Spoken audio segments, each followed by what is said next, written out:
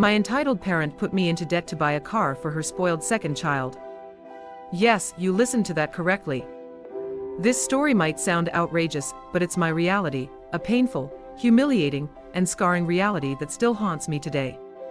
To fully grasp the depth of this situation, let's go back to the beginning and unravel how my mother, with her entitled attitude, led me into a financial nightmare.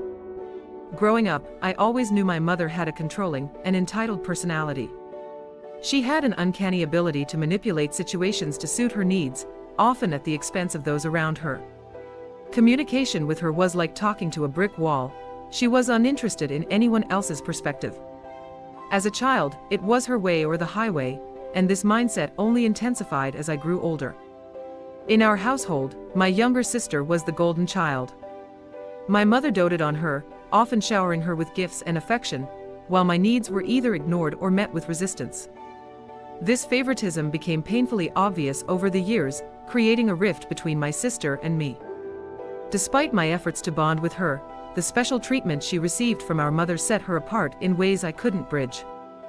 Fast forward to 2018, a year that will forever be etched in my memory as the year my life took a drastic turn. I was at a point where I was beginning to see the light at the end of the tunnel, working part-time jobs, saving up for college, and dreaming of the day I could finally get my driver's license and some independence. Little did I know, my mother had different plans that would shatter those dreams. One afternoon, my mother approached me with a sense of urgency. She needed me to sign some papers for a new car. She claimed that it was a great deal, and since the car would be under my name, it would be mine once I got my license. Excited and trusting her words, I didn't question the details. I assumed she was paying in cash, as she often boasted about her financial management skills. What I didn't know was that she had devised a plan to use my name and credit to secure a loan for the car. This car wasn't even for me, it was for my sister. A shiny new Fiat 500 that my mother decided my sister deserved, and I was unknowingly roped into financing it. It wasn't until months later, when I started receiving bills and notices, that I realized what had happened. The shock and betrayal were overwhelming. I confronted my mother, but she brushed it off as if it were no big deal. She insisted that since I was young, and had no real expenses, I could handle the payments. She believed that my sister deserved to live her life debt-free, while my life was thrown into chaos. This financial burden set me back in every possible way. I had to abandon my plans for higher education and a driver's license to focus solely on survival. Every month, I scrambled to make the loan payments, sacrificing my own needs and dreams. I couldn't afford to move out, let alone enjoy the simple pleasures my peers were experiencing. The constant stress of managing this unexpected debt took a severe toll on my mental health.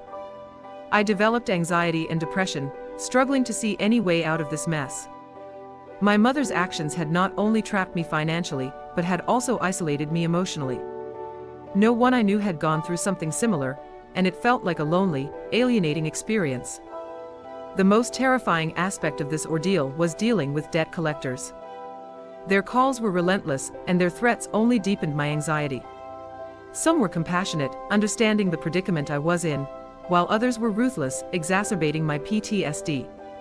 Each call was a painful reminder of my mother's betrayal and the dire consequences of her entitlement. After years of battling this financial nightmare, I knew I had to find a way out. I couldn't let my mother's decisions dictate my entire life. I took on multiple jobs, working long hours to save enough money to address the debt. The physical and emotional toll was immense, but I was determined to reclaim my life. Eventually, I managed to gather enough courage to confront my mother again, this time with a plan.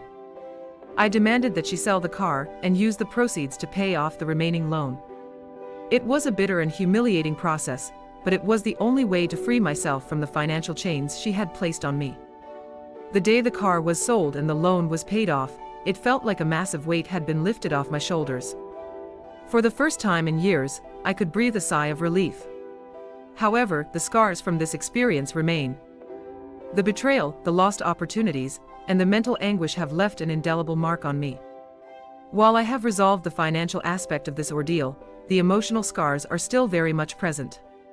The years of financial abuse and bullying have shaped who I am today. I still struggle with trust issues and anxiety, and I know it will take many more years of therapy to heal from this trauma fully. Through it all, I've learned the importance of self-advocacy and financial independence. I've become more vigilant about my finances and more assertive in protecting my interests. This experience, though devastating, has also made me stronger and more resilient.